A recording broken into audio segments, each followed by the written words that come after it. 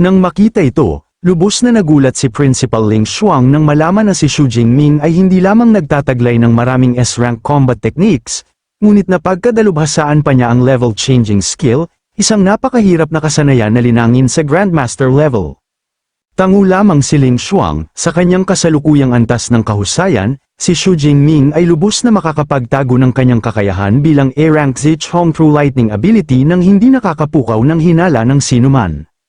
Habang nagsasalita, kumuha siya ng dalawang kayamanan at iniabot kay Xu Jingming. Ang una ay isang smart arm guard mula sa isang sinaunang civilization relic.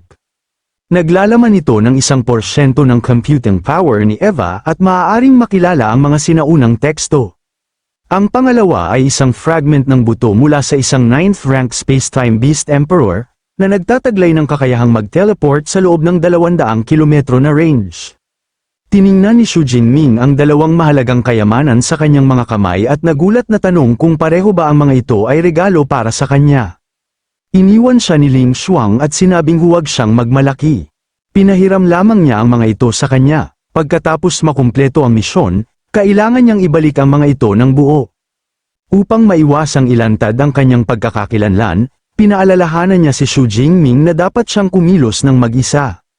Kung may magtanong, kailangan lang niyang sabihin na naibalik na niya ang access pass sa kanya.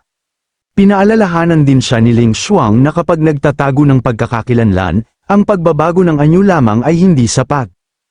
Ang pangunahing salik na nagpapakilala sa isang tao ay palaging ang kanilang kakayahan. Masunuri na tumango si Xu Jingming bilang pagsang-ayon. Pagkatapos nito, binuksan ni Ling Xuang ang isang nakasisilaw na teleportation portal at hinimok si Xu Jingming na umalis. Bago siya umalis, hindi niya nakalimutang paalalahanan siyang laging mag-ingat. Yumuko si Xu Jingming upang magpasalamat sa prinsipal bago humakbang sa teleportation portal. Di nagtagal, lumitaw si Xu Jingming sa isang batong kalsada sa isang tahimik na kapitbahayan. Opisyal na sinimulan ang kanyang bagong paglalakbay sa ilalim ng isang ganap na naiibang pagkakakilanlan, kinuha niya ang Smart Arm Guard at nagtatakang naisip kung paano dapat gamitin ang sinaunang teknolohiyang ito. Sa sandaling hinawakan ito ng kanyang daliri, ang aparato ay agad na naglabas ng startup notification sound. Biglang, isang blue-haired holographic na batang babae ang lumitaw sa himpapawid. Masayang ipinakilala ng maliit na batang babae ang kanyang sarili bilang Eva at binati si Xu Jingming. Ngumiti si Eva at sinabing kung makatagpo siya ng anumang hindi niya maintindihan, maaari niya lamang siyang tanungin ng direkta.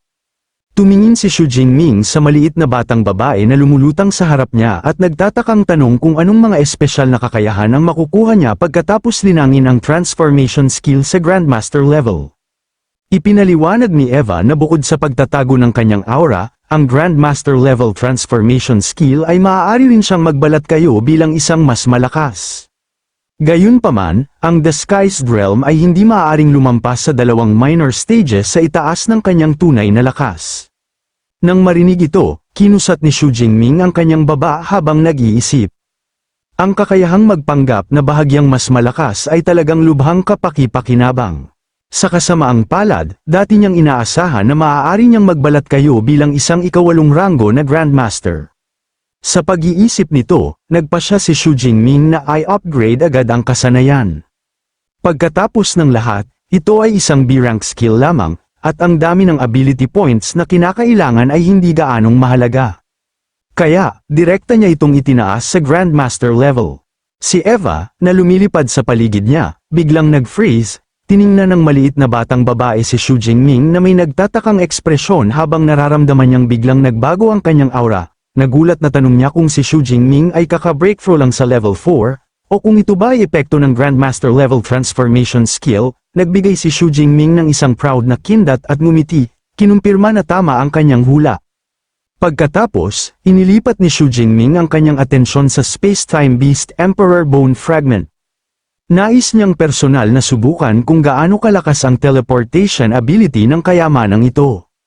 Isang pagsabog ng enerhiya ang palm unit sa espasyo, sa isang kisap mata, nawala ang figura ni Xu Jingming mula sa kanyang orihinal na posisyon at lumitaw sa isang malayong lugar. Pagkatapos ng kanyang unang teleportation, Mabilis na napagtanto ni Xu Jingming na ang life-saving ability na ito ay kumukonsumo ng nakakagulat na dami ng blood energy. Sa kanyang kasalukuyang kondisyon, magagamit niya ito ng hindi hihigit sa 2 beses bago niya kailangang maghintay na gumaling ang kanyang blood energy. Bagaman napakalaki ng konsumo, ito ay tunay na isang banal na kasanayan para sa pagliligtas ng buhay sa mga kritikal na sandali.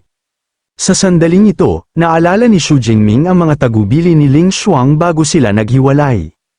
Paulit-ulit niyang binigyang diin na kung makatagpo siya ng anumang panganib sa loob ng mga guho, dapat siyang agad na makipag-ugnayan sa kanya. Noon, si Xu Jingming ay ngumiti lamang at tumango, sinabing huwag siyang mag-alala. Lihim na naisip ni Xu Jingming na mas mabuting itago ang paglalakbay sa Ruin No. 9 sa dalawa. Sa ganoong paraan, hindi niya sila masyadong mapapag-alala. Ang susunod na kailangan niyang gawin ay magbalat kayo ng kanyang anyo at sumakay sa barko. Ang napakalaking yilang ship ay humahati sa mga alon at naglayag patungo sa malawak na karagatan. Dala ang mga ambisyon at sikreto ng bawat pasahero sakay, sa sandaling ito, si Xu Jingming ay ganap nang nagbago ng kanyang anyo. Siya ngayon ay may kalmado at matatag na anyo ng isang binata na nagngangalang Chu Chen. Tumingin si Xu Jingming kay Eva at tinanong kung magdudulot ito ng problema kung patuloy siyang lilito ng ganito. Buong kumpiyansang sumagot si Eva na walang sinuman maliban kay Xu Jingming ang nakakakita sa kanya. Hindi rin marinig ng iba o mabasa ang mga mental transmission sa pagitan ng dalawa. Higit pa rito, ang pagkakakilanlang Chu Chen na kanyang nilikha ay ganap na lihay timo. Walang anumang depekto sa abalang deck, maingat na tumingin sa paligid si Xu Jingming. Mabilis niyang napansin na medyo maraming mga henyo mula sa Thunderbolt Martial Arts Hall at Brawny Bear Martial Arts Hall ang nagtipon doon para sa pagsasanay. Sa sandaling yun, isang babaeng staff ang lumapit at binati si Chu Chen. Nang makita na siya ay isang level 4 ability user, magalang niya siyang inanyayahang sumali sa ship's guard team. Ipinaliwanag niya na pagkatapos ng paglalakbay, makakatanggap siya ng 3 milyong Great Show Coins bilang kabayaran sa pagtulong na alisin ang mga sea beasts. Nang marinig ito, ngumiti si Xu Jingming at agad na tumango sa pagsang-ayon ng walang pag-aalinlangan. Paulit-ulit na yumuko ang babae bilang pasasalamat at sinabing ang paglalakbay na ito ay mangangailangan ng tulong ni Xu Jingming upang maprotektahan ang lahat. Ngumiti lamang si Xu Jingming at sumagot na siya ay masyadong magalang. Sa puso ni Xu Jingming, ang pera ay pangalawang layunin lamang. Ang kanyang tunay na layunin ay manghuli ng mga sea beasts upang makakuha ng mas maraming ability points. Ang ganitong pagkakataon ay natural na hindi niya palalampasin. Sa di kalayuan, 2 binata ang tumingin sa likod ni Xu Jingming at bumulong sa isa't isa. Isa pang level 4, di ko alam kung matatakot ba siyang tumakbo kapag nakatagpo ng sea beasts mamaya. Tumawa ang isa at sinabing halatang baguhan lang siya. Isang binata na may lilang buhok ang mahinang bum-antong hininga at bumulong na ang mga tao mula sa Brawny Bear Martial Arts Hall ay laging mayabang. Pagkatapos ay lumingon siya kay Lin Wei at tinanong kung nagawa na ng Hallmaster na imbitahan si Grandmaster Ling Xuang. Si Lin Wei, ang henyo ng Thunderbolt Martial Arts Hall, ay mahinahong sumagot na mas mabuting tanungin si Shaolan tungkol doon. Pagkatapos ng lahat, ang dahilan kung bakit ang Hallmaster ay lumahok sa alyansang ito ngayon ay dahil sa kanya. Isang napakabihirang space-type ability user, si Shaolan ay marahang umiling at sinabing wala rin siyang alam na panloob na impormasyon. Gayunpaman, batay sa kanyang hula, ang dahilan ng Hallmaster sa pagpunta ngayon ay hindi dahil sa kanya, kundi dahil sa bagong gising na Sulfur Monosulfide Rank Ability Genius. Kaagad pagkatapos, nagsimulang talakayin ng grupo ang pangalang Xu Jingming, isang henyo na 19 na taong gulang lamang ngunit nakarating na sa 4th rank lower level. Kung sasali siya sa training camp, tiyak na siya ang pinakabatang kalahok. Gayunpaman, si Lin Wei ay ngumisi lamang, sa kanyang palagay, ang isang henyong tulad niyan ay malamang na maglakas loob lamang na manatili ng ligtas sa loob ng Ivory Tower ng isang unibersidad at walang lakas ng loob na maglakbay sa Ruin No. 9. Si Lu Hang mula sa Brawny Bear Martial Arts Hall ay may ganap na naiibang opinyon. Ikinuyom niya ang kanyang kamao at sinabing kung siya si Xu Jingming, tiyak na pupunta siya. Sa pamamagitan lamang ng tunay na lakas makakatugon ang isa sa lahat ng mga pakana at balak ng kanilang mga kaaway. Nang marinig ito, naglabas si Lin Wei ng isang mapanuyang tawa. Ang kanyang ugali ay agad na nagpagalit kay Lu Hang. Malamig niyang hinamon siya, sinabing sa sandaling makapasok sila sa training camp, malalaman nila kung sino ang mas malakas sa arena. Bamantong hininga si Lin Wei, tila naiinip sa galit ng kanyang kalaban. Ang atmosfera sa pagitan ng dalawa ay agad na naging tensyonado. Ang dalawang henyo mula sa dalawang martial arts hall ay nakatayo na magkaharap. Ang kanilang mga mata ay puno ng paghamon, ang atmosfera sa deck ay mabilis na napuno ng puot. Hindi inaasahan ni Xu Jingming na ang dalawang martial arts hall ay nasa ganoong kasidhing pagsalungat. Sa sandaling yun, isang grupo ng mga taong nakasuot ng uniforme ang sabay na humakbang sa deck, agad na nakakuha ng atensyon ng lahat ng naroroon. Ang nangunguna sa grupo ay humakbang at nagpakilala bilang Liang Quan, ang kapitan ng guard team ng Yilang Ship. Sa ngalan ng lahat ng miyembro, ipinahayag niya ang kanyang pasasalamat sa lahat sa pagsang-ayon na tumulong na protektahan ang paglalakbay. Pinanood ni Xu Jingming mula sa malayo, tahimik niyang naramdaman ang mga aura ng mga taong ito at gumawa ng kanyang paghatol. Ang kanilang lakas ay tila bahagyang mas mababa kaysa kay Teacher Yung Shin, marahil sa paligid ng peak ng ikapitong ranggo. Hindi napigilan ni Xu Jingming na magulat na kahit ang mga eksperto sa antas na ito ay nagtatrabaho bilang mga ship guards. Tila ang mga gantimpala para sa paglalakbay na ito ay talagang lubos na mapagbigay. Ang mga henyong naroroon ay magalang na sumagot na ito ay maliit na bagay lamang. Naiintindihan ng lahat na ang pagprotekta sa barko ay pagprotekta rin sa kanilang sariling kaligtasan. Tango lamang si Liang Quan at sinabing pangungunahan niya ang kanyang mga tao sa pagpapatrol sa paligid ng barko. Ang napakalaking Yilang Ship ay patuloy na humahati sa mga alon, sumusulong at unti-unting pumapasok sa mas malalim na mapanganib na tubig. Sumandal si Xu Jingming sa rehas at tahimik na tumingin sa malawak na karagatan. Naisip niya sa kanyang sarili na habang lumalayo sila mula sa mainland, tiyak na mas maraming sea beasts ang naroon. Sa sandaling yun, ang ibabaw ng karagatan ay biglang nagsimulang kumulo ng marahas. Libu-libong mga halimaw ang sabay na sumabog mula sa tubig at mabilis na pinalibutan ang napakalaking barko. Ang tanawin sa harap ng kanilang mga mata ay nagpabago ng ekspresyon ng lahat sa deck. Nang makita ang nakakatakot na bilang ng mga sea beasts, ang dalawang binata kanina ay agad na nakahanap ng dahilan upang umatras. Ang isa ay humawak sa kanyang tiyan at sinabing bigla siyang naduduwal at nais bumalik sa kanyang silid upang magpahinga. Agad na sumunod ang isa, sinabing hindi rin siya maganda ang pakiramdam habang ang iba ay tensyonado. Si Xu Jingming ay nanatiling kalmado at nagpatuloy sa pagmamasid. Tahimik siyang napabulala sa pagkamangha, kaya ito ang mga sea beasts. Ang kanilang bilang ay tunay na napakalaki. Pagkatapos nito, biglang lumitaw ang isang kaisipan sa kanyang isipan.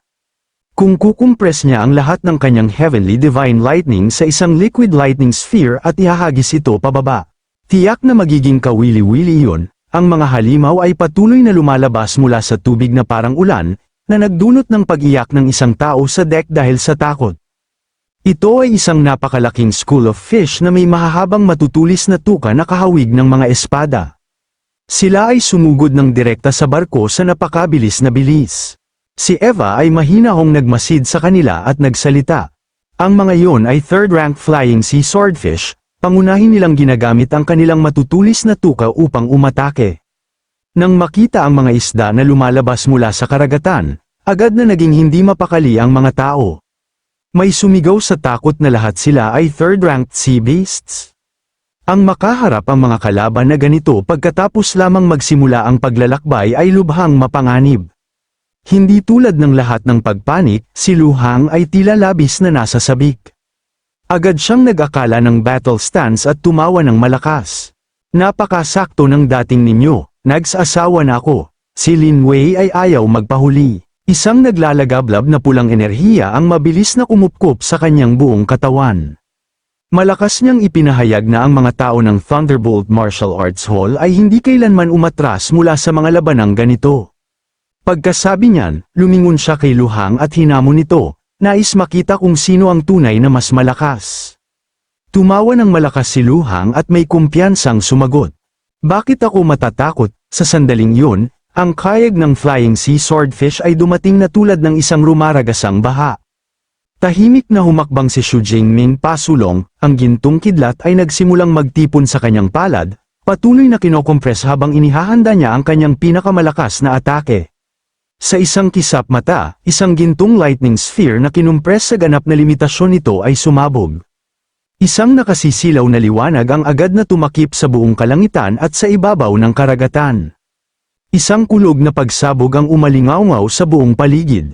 Ang buong kayag ng flying sea swordfish ay naubos sa isang iglap. Ang pagsabog ng liquid lightning sphere ay lumikha ng isang nakakatakot na shockwave. Ang mga bangkay ng hindi mabilang na sea beasts ay nagliparan sa ibabaw ng karagatan, nasaksihan ang lakas na higit na lumampas sa kanilang imahinasyon. Parehong si Luhang at Lin Wei ay nakatayong nagyelo, ang dalawa ay tumingin kay Xu Jingming na may mga ekspresyon ng lubos na pagkabigla, hindi makapagsalita ng kahit isang salita dahil sa gulat.